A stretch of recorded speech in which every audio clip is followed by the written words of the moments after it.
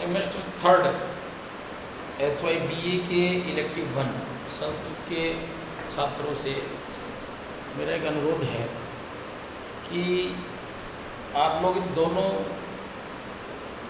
Paper 1 और paper 2, paper 1 में आपके पंडित जगन्नाथ का कृतित्व, व्यक्तित्व यानी काल निर्णय, पंडित जगन्नाथ का जो एक विलास है आपके यहाँ, प्रस्ताविका विलास, कई विलास उन्होंने लिखे और जहांगीर के दरबार में वो आए, उनके लड़के धारा सिखों को वहाँ अध्ययन अध्यापन कराने के लिए। तो आप लोगों को पंडित जगन्नाथ का कृतित्व और व्यक्तित्व, उनकी क्या कृतियाँ हैं, साहित्य में उनका क्या योगदान है, ये पहले पेपर में प्रथम पेपर फर्स्ट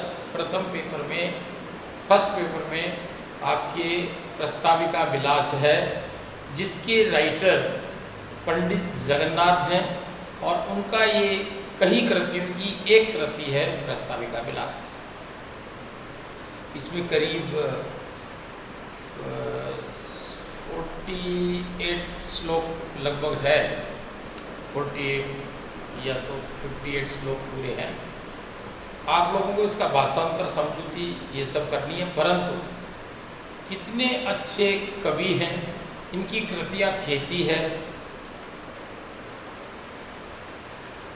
श्रृंगार पहलू से लेकर के कैसी रस प्रवृत्ति है, कैसे छंद और अलंकार है, ये सब आपको विस्तृत रूप से इसको पढ़ना है प्रथम पेपर। इस सिलेबस में 30 नंबर का आपका इंटरनल एग्ज़ाम होगा जो कॉलेज लेगा, 70 नंबर का एक्सटर्नल होगा जो आपको अहमदाबाद यूनिवर्सिटी से पेपर आएगा, उसमें से 25 नंबर लेने होंगे, 30 में से 11 लेने होंगे, कुल मिला के आपको 36 नंबर लेने होंगे। प्रस्ताविका विलास में पहले पेपर 1 प्रस्ताविका विलास, उसके कवि पंडित जगन्नाथ। दूसरा पेपर 2, आपके 2 पेपर होंगे, पेपर 1 और पेपर 2। इलेक्टिव 1 संस्कृत में, पेपर 2 होंगे, पेपर 1 और पेपर 2। पेपर 2 में काव्य प्रकाश है।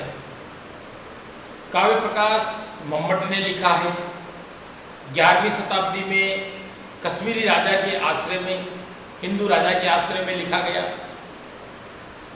10 उल्लास है, प्रथम उल्लास से 10म उल्लास तक। आपके पाठ्यक्रम में, आपके सिलेबस में प्रथम उल्लास की कारिकाएं और दूसरे उल्लास की शब्द शक्ति और 10म उल्लास के निर्धारित अलंकार हैं, जो पाठ्यक्रम में निर्धारित विश्वविद्यालय, गुजरात विश्वविद्यालय द्वारा चयनित किए गए हैं। आपको काव्य मम्मट की कृतियाँ के बारे में पढ़ना है कि मम्मट का कृतित्व और व्यक्तित्व कैसा था, कैसी उनकी कृतियाँ थी, क्या संस्कृत साहित्य में उनका योगदान रहा। संस्कृत साहित्य बड़ा विशद है। इस पेपर 2 में भी आपको इंटरनल जो कॉलेज लेगा, महाविद्यालय लेगा, वो 30 नंबर का लेगा, उसमें से 11 नंबर लेने होंगे, और एक्सटर्नल जो गुजरात यूनिवर्सिटी पेपर लेगी वो 70 में से आपको 25 नंबर लेने होंगे। कुल मिलाकर पास होने के लिए 36 नंबर, आपको 36 मार्क्स आपको लेने होंगे। परंतु जितनी आप अच्छी मेहनत करेंगे, जितने अच्छे नोट्स बनाएंगे, जितने अच्छी तरह से आप लिखेंगे, मैं आपको यूट्यूब पर अपना वीडियो शेयर करता रहता हूँ रोज़ प्रतिदिन, आप उसको देखते रहिए। गूगल मीट पर मैं एवरी डे 2 से 3 बजे तक आपकी क्लास लेता हूँ। मटेरियल आपको जो भी नोट्स है, सिलेबस है, पाठ्यक्रम है, वो सब मैं गूगल क्लासरूम में डालता हूँ, आप कंटिन्यू देखते रहिए। संस्कृत साहित्य में अथाह सागर है, संस्कृत साहित्य विशद है, एंशिएंट साइंस है, परंतु आपके पाठ्यक्रम में केवल पेपर 1 में प्रस्ताविका विलास और 2 में काव्य प्रकाश। प्रस्ताविका विलास पंडित जगन्नाथ ने लिखी, काव्य प्रकाश मम्मट ने लिखी, वो 11वीं शताब्दी में हुई, और इन्होंने जहांगीर के दरबार में अपना काव्य लिखा पंडित जगन्नाथ। इन 2 को पढ़ना है, परंतु संस्कृत साहित्य वैदिक समय से लेके उपनिषद है, ब्राह्मण ग्रंथ है, आरण्यक है, फिलॉसफी, इंडियन फिलॉसफी है, दर्शन शास्त्र है, उसके बाद आधुनिक साहित्य है। साहित्य की अनेक छटाएं हैं, उसमें संस्कृत साहित्य में संस्कृत भाषा जो है, कोई भी भाषा राजसत्ता के साथ आती है, कोई भी लैंग्वेज।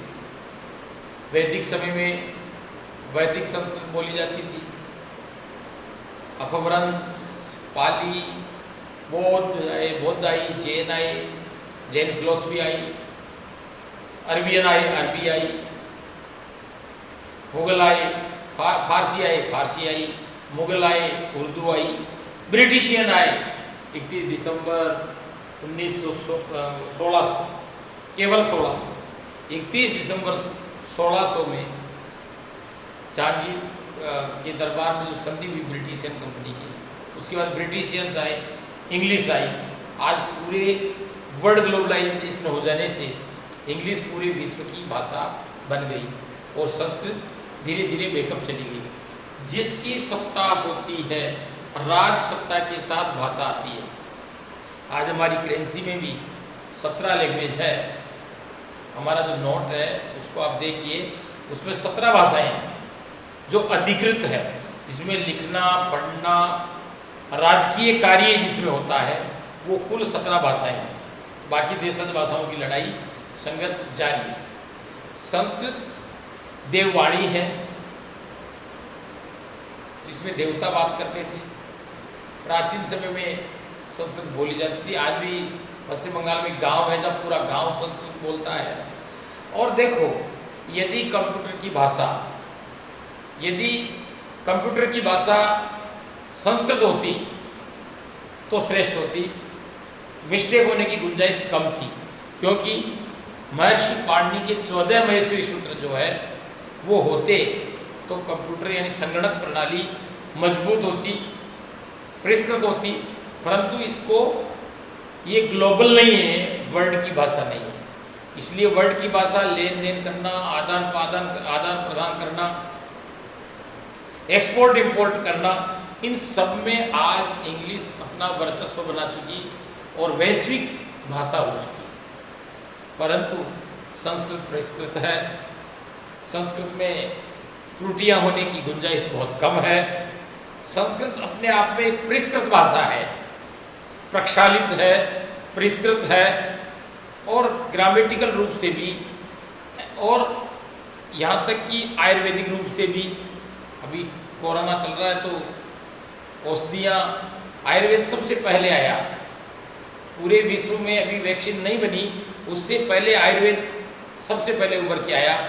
जब पहली बार बंगाल में केसेस बढ़ रहे थे तो हल्दी है, अपने तुलसी है, अदरक है, गिलोई है, इनसे लोगों ने अपनी जो है रोग प्रतिरोधक क्षमता, लड़ने की प्रतिरोधक क्षमता बढ़ी।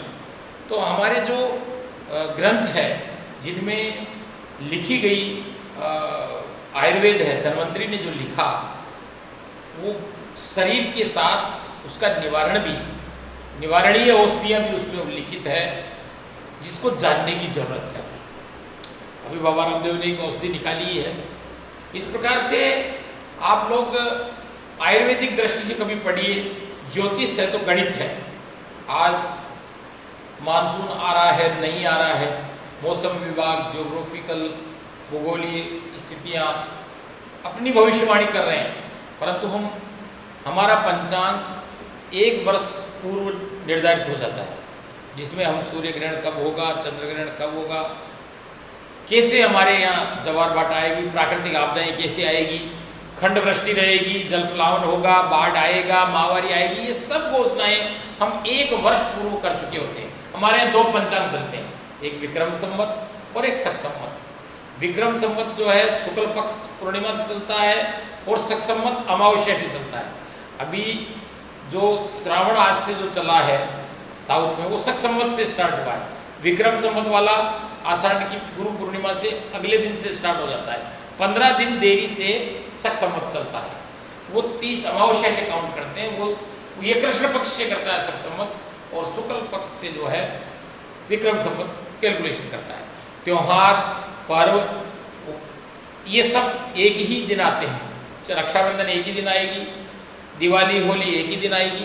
केवल गणित को और समझने के सिस्टम से वो कृष्ण पक्ष से गिनता है, वो शुक्ल पक्ष से गिनता है। परंतु भविष्यवाणी ज्योतिषीय गणना के अनुसार एक ही समय होती है। तो ज्योतिष शास्त्र है, हमारा आयुर्वेद है, संस्कृत में आधुनिक संस्कृत है, पाली है, अपभ्रंश है, दर्शन शास्त्र है, ज्योतिष है, और ब्राह्मण ग्रंथ है, आरण्यक है, उपनिषद है, वेद वेदांग है, षड वेदांग है। तो हमारे जो ऋषि महर्षि है उन्होंने पाश्चात्य वैज्ञानिक दृष्टि से भी संस्कृत को बहुत ही अच्छी तरह से लिखा। अनेक ग्रंथ लिखे गए, अथाह ग्रंथ जल गए। हमारी गुरु परंपरा की सिस्टोमेट्रिक में जो डिग्रियां दी जाती थी उसका प्रावधान ये है कि हम प्रथम द्वितीय तृतीय चतुर्थी पंचमी अष्टमी नवम दसम 11 12 यूँ चलते हैं बीए। और संस्कृत में ये चलता है प्रवेशिका, पूर्व प्रवेशिका 9th को बोलते हैं, 10वीं को प्रवेशिका, फिर शास्त्री, फिर आचार्य, फिर निष्णात, एमफिल को, बीएड को शिक्षा शास्त्री, और पीएचडी को डॉक्टर ऑफ फिलोसफी बोलते हैं। और संस्कृत वाले उसको जो है विद्या वारिधि बोलते हैं। इधर डिलीट बोलते हैं doctor of letters, doctor of literature, उधर विद्या वाचस्पति बोलते हैं परंपरागत संस्कृत से।